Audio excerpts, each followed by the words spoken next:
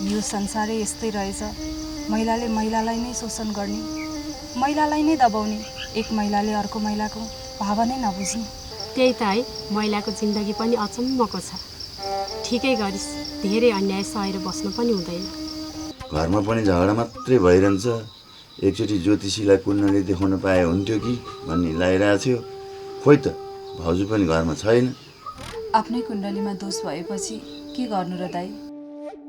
ज्योतिषीले पनि भविष्यमा हुन सक्ने सबै कुरा भन्ने होइन, हेराएर पनि के गर्ने र? तिमी पनि घर जाने तयारी गर। घरतिर खबर पठाएर लिन बोलाएकी छु मैले।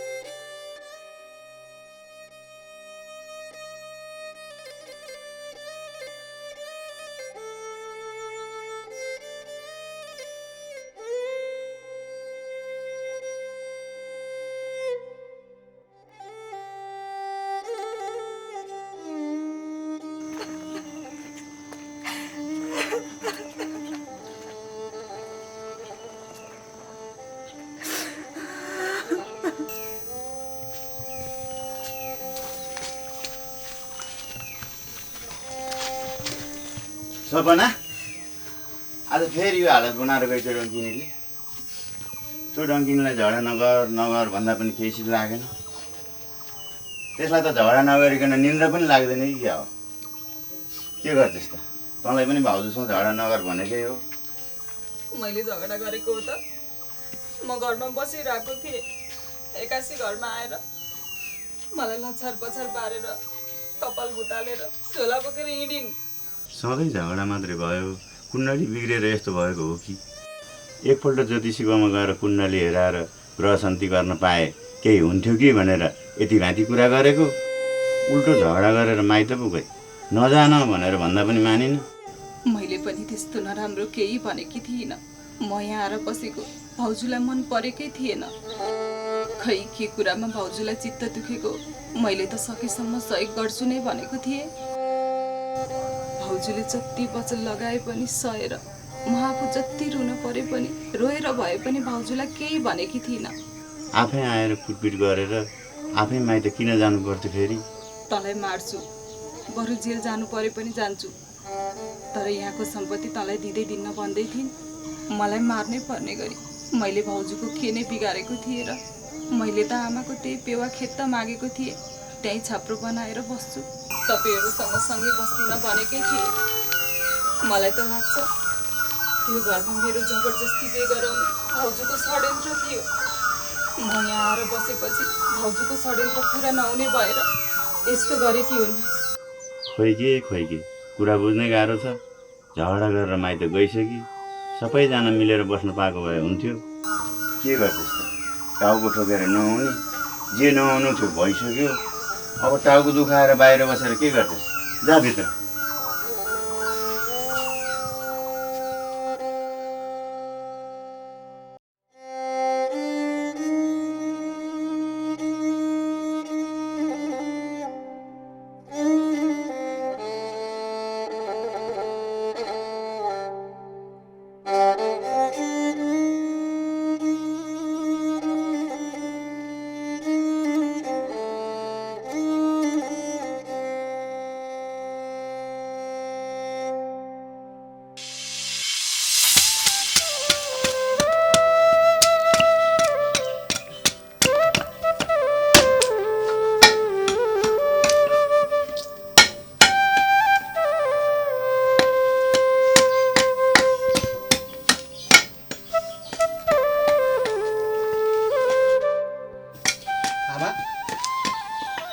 दाई कुण्डली हेराउन ज्योतिषकोमा जान्छु भन्नुहुन्थ्यो, अहिलेसम्म आइपुग्नु भएन।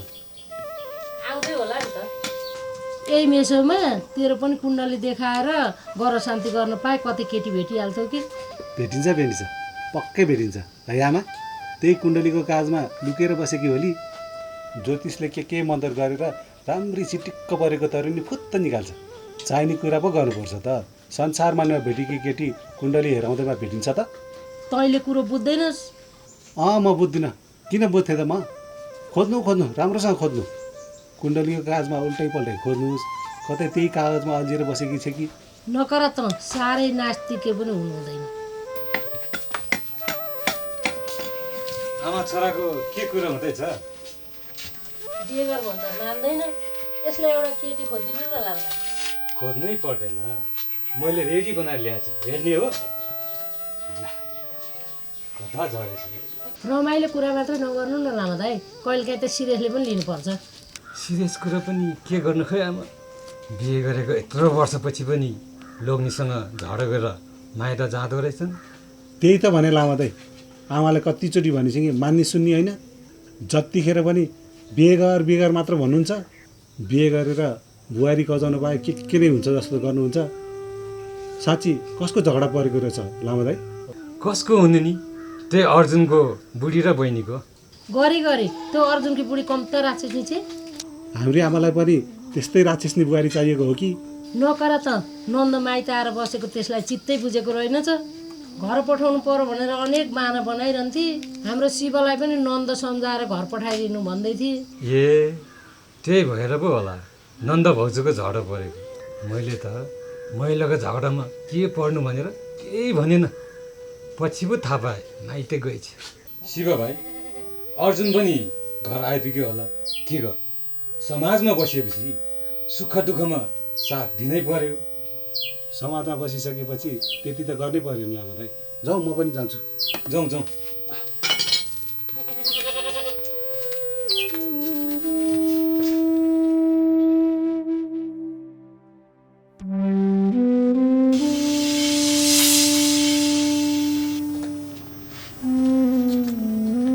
होइन, हाम्रो दाजुहरू आज कहाँ हिँड्नुभयो? ल, तिमीलाई थाहा छैन तल अर्जुन दाइको घरमा झगडा परेको? त्यो घरमा सधैँ झगडा परेकै त हो नि। फेरि सपना आएदेखि त नन्द भाउजूको झगडा परेकै देखिरहेकै त हो नि। सधैँ पर्ने झगडामा थाहा पाए पनि नपाए पनि के नै गर्न सकिन्छ। एकछिन झगडा पर्छन्, फेरि एकछिनमा मिलिहाल्छ नि। कुरो पहिलाको जस्तो होइन, अहिले त ठुलै परेको छ। नन्दसँग झगडा गरेर भाउजू माइत गइन् रे। यो त प्रकृतिको नियम नै हो नि। जसले जित्यो ऊ टिक्यो, जो हार्यो ऊ सकियो नास्यो। यसरी अर्काको घर झगडामा के गर्यो, कसो गर्यो, के भयो खोजिनिदी गर्नु हुँदैन के। त्यही माथि पनि महिलाहरूको झगडा। यसले त हामीलाई पो सम्झाउन खोज्यो त। त्यही त भने, हेर भाइ, समाजमा बसिसकेपछि समाजमा के भइरहेछ निगरानी राख्नुपर्छ। होला, कतिपय कुराहरू देखे पनि नदेखे जस्तो गर्नुपर्छ, कतिपय कुराहरू नजरअन्दाज गर्नु हुँदैन। त्यसले समाजमा ठुलो बिग्र ल्याउन सक्छ। लै त अर्जुन भाइको स्वास्नी माइत गयो भनेर पिर मानेको होला, हामी गएर सम्झाउनु परेन? म पनि त्यस्तो समाज विरोधी त होइन नि शिव दाइ। समाजलाई परेको बेला ज्यान दिनै तयार छु नि। यसो गर्नुहोस् शिव दाइ, तपाईँहरू जाँदै गर्नुहोस्, म एकछिन यो बिस्कुट उठाएर आउँछु नि। छिटो गरेर आउने, जाउँ लाउँछ।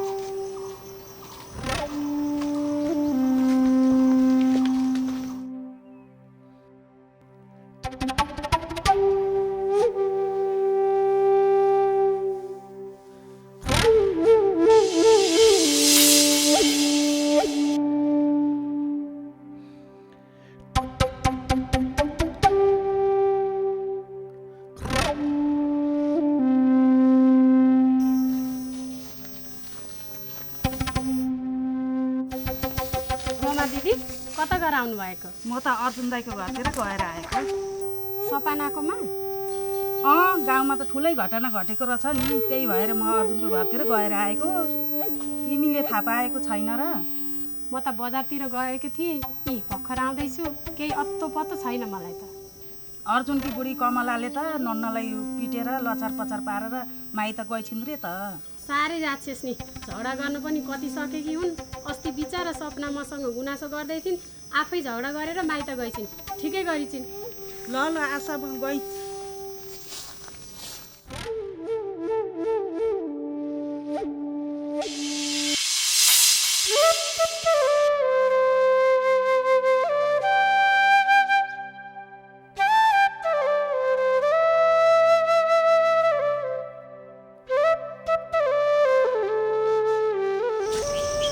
मलाई त एउटा कुरा ढुक्क रहेछ नि आमा भाइ। के कुरा? मेरो त श्रीमती पनि छैन, घरमा झगडा गरेर माइत जाला भने पिर पनि छैन। म त उतादेखि सोध्दै थिएँ, मेरो पनि श्रीमती घर झगडा गरेर गयो भने के गर्ने होला भनेर सोध्दै थिएँ। सोद्धा सोध्दै पछि पो थाहा भयो मेरो त बिहे नै भएको छैन। कसरी श्रीमती हुन्छ भनेर। श्रीमती हुनलाई त बिहे पनि गर्नु पर्यो नि।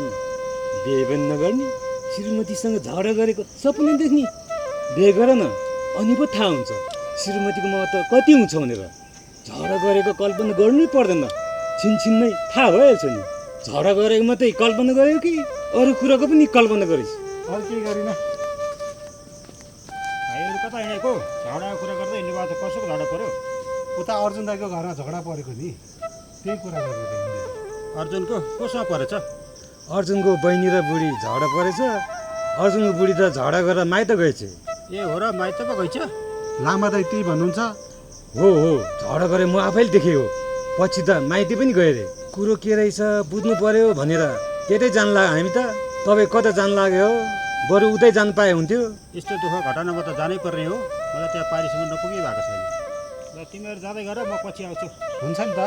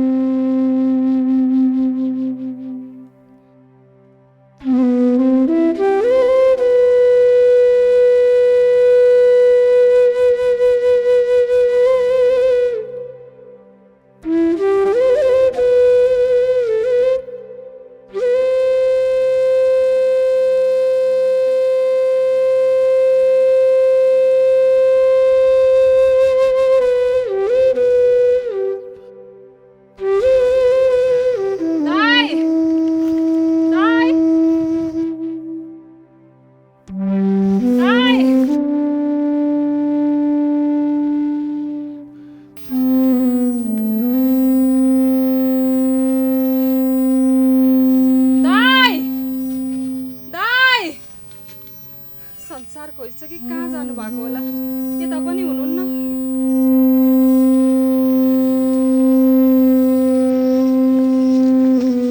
माइली आमा, तपाईँले मेरो दाइलाई देख्नु भयो त? देख्ने नानी मैले।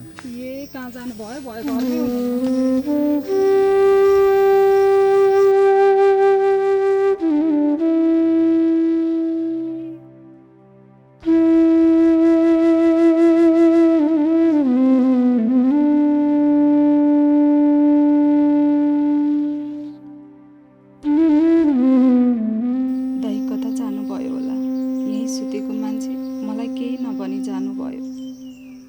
भाउजूलाई लिन ससुराली त जानु भएन होइन होला, माथि काकीकोमा जानुभयो होला, कुण्डली हेराउन ज्योतिषीकोमा जाने भन्दै हुनुहुन्थ्यो। पक्कै पनि त्यतै गएको हुनुपर्छ।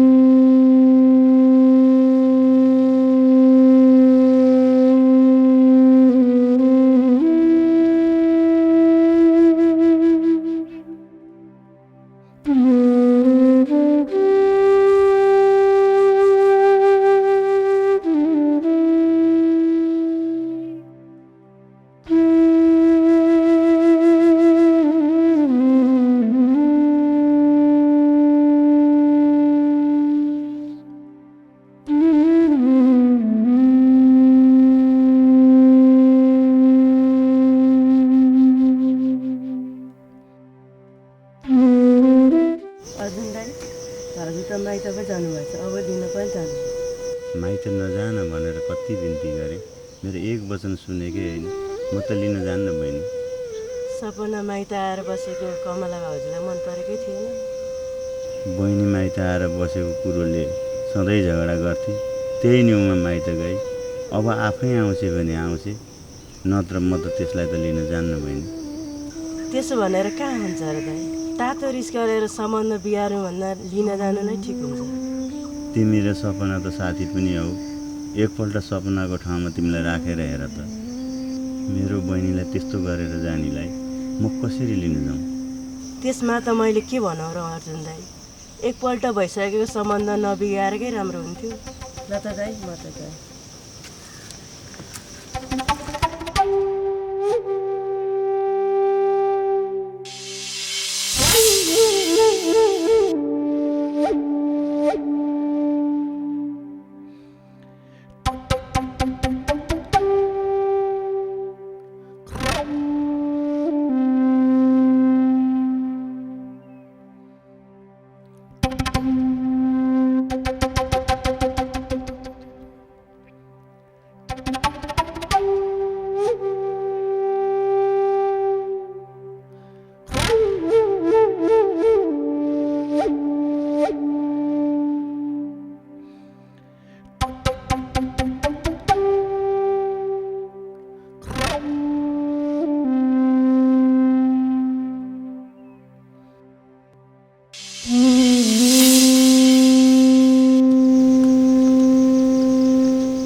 अर्जुन दाइ,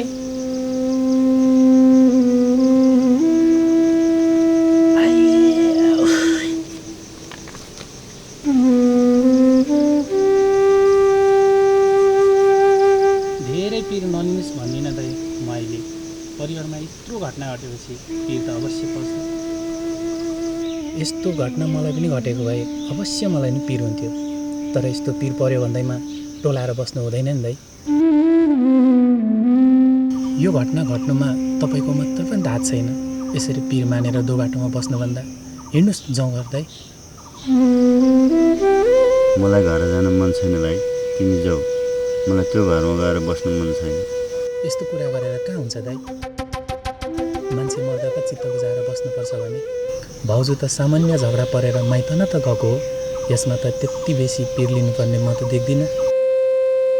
भाउजू पनि 2-4 दिन माइत बस्नुहुन्छ, रिस मर्दै पनि जान्छ। बिस्तारै बिस्तारै तपाईँको माया पनि पलाउँदै जान्छ। अनि फर्केर आइहाल्नुहुन्छ नि। यदि फर्केर आउनु भएन भने पनि ससुराली गएर फकाएर ल्याउँला नि। म दोधारमा छु भाइ, शिरमाथि तरबार राखेर बसेको जस्तो भएको छु।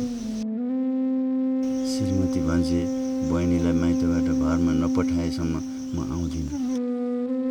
यता बहिनीलाई घरमा जा, उता घर गरी खा भन्दा मर्न परे यहीँ मर्छु, त्यो घरमा जान्न भन्छ। अब कसको कुरालाई समर्थन गरौँ, कसको कुरालाई नकारौँ, तिमी आफै भन त भाइ। त्यही न्युमा सधैँ झगडा हुन थाल्यो। आज आएर यस्तो दिन देख्नु पर्यो। जस्तो पिर भए पनि यसरी निराश भएर टोलाएर बस्नु हुँदैन दाइ। जाउँ हिँड्नुहोस् घर। समस्या सबैको हुन्छ, दुःख सबैको हुन्छ, पिर सबैलाई पर्छ। यी सबैको समाधान पनि छ। आज नहोला तर एक दिन अवश्य सबै समाधान हुन्छ। जाउँ हिँड्नुहोस् अर्जुन दाइ, अहिले उठ्नुहोस्, जाउँ जाउँ।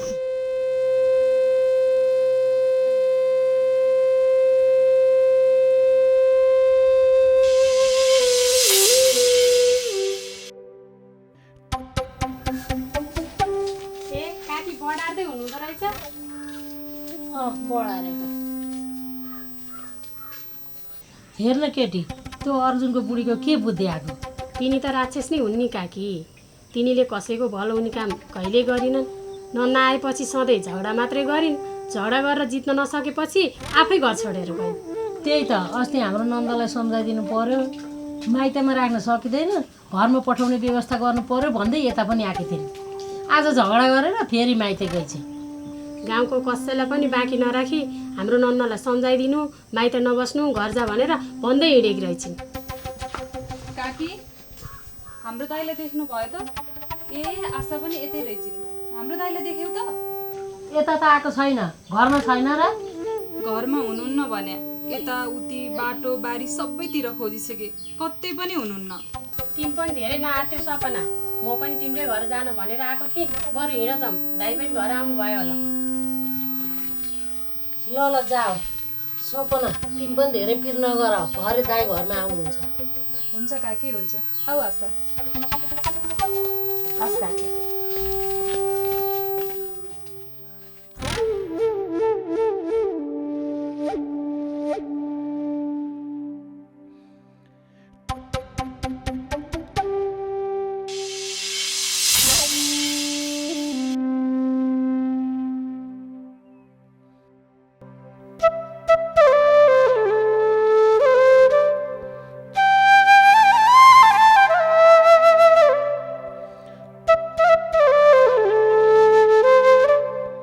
घरको ढोका बन्द गरेर कता गर्छ नाना त यिनीहरू?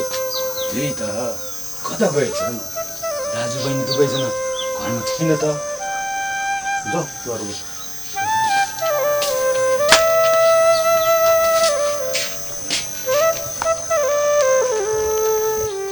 दाजु बहिनीले भाउजू चाहिँ त लिन गएनन्? हामी चाहिँ भने यिनीहरूको पिरले यहाँ आउनु, यिनीहरूलाई चाहिँ पिरै छैन क्या हो?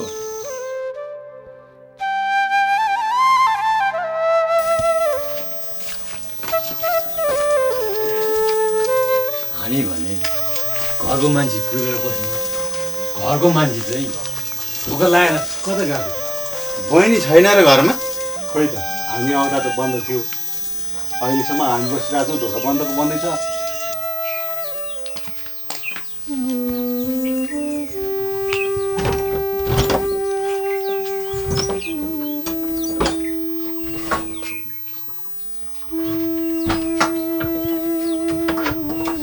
बहिनी कता गएछ? अघिसम्म त घरमै थिए।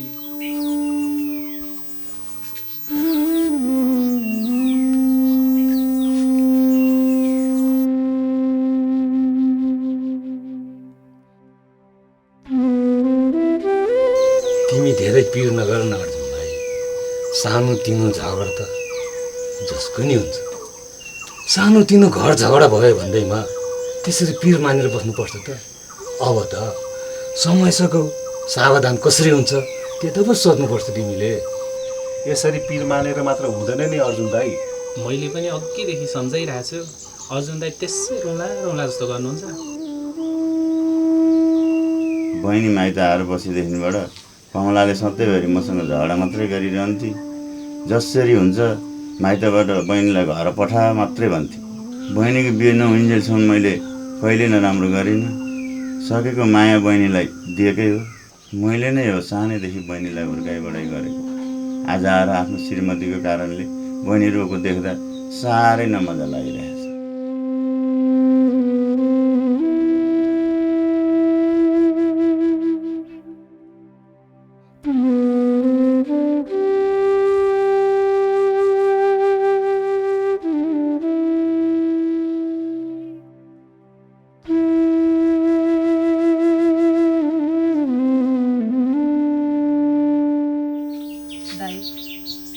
तपाईँ कहाँ जानुभएको? मैले तपाईँलाई कति खोजेँ, भनेर जानु पर्दैन?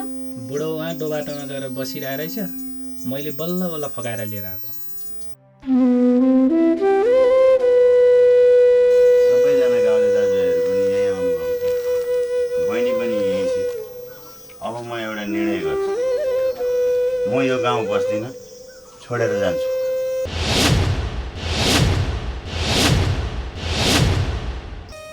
के भन्नु गर्छ दाइ? हो, तपाईँहरूले जे सुन्नुभयो, अब मलाई यो गाउँमा बस्नै मन छैन। के कुरा गर्नुभएको दाइ? यस्तो कुरा नगर्नुहोस्, अरू सबै कुरा गर्नुहोस्, तर तपाईँले घर छोडेर हिँड्ने कुरा नगर्नुहोस्। घर गाउँ छोडेर कहाँ जान्छ अर्जुन भाइ? मैले धेरै सोचेँ, उमेरले यतिका वर्ष पार गरिसकेँ, तर जीवनमा कुनै ठुलो प्रगति गर्न सकिनँ। कसरी हुन्छ घरको समस्या मिलाउँछु, बहिनी र श्रीमतीलाई मिलाएर राख्छु भनेर लाग्यो, कसै गरी पनि मिलाउन सकिनँ। अब त घरै छोडेर गएपछि समस्या पनि त हराएर जान्छ होला नि। समयको खेल हो, जहाँ लान्छ त्यहीँ जान्छु। अब स्वतन्त्र भएर बाँच्छु, जति बाँचिन्छ। दाइ, तपाईँले यस्तो नभन्नु न। तपाईँ नै नभएपछि म कसरी बाँच्ने? तपाईँले नै भन्नुभएको होइन? सानैदेखि हुर्काए बढाए, तँलाई यत्रो बनाएको हो। मलाई पनि त्यस्तै लाग्छ। बाआमाको माया सम्झना त्यति आउँदैन जति माया तपाईँको लाग्छ। बरु हामी दुवैजना गएर भोलि नै भाउजूलाई फर्काएर लिएर आउँला। बिन्ती दाइ, यो घर छोडेर जाने कुरा नगर्नुहोस्।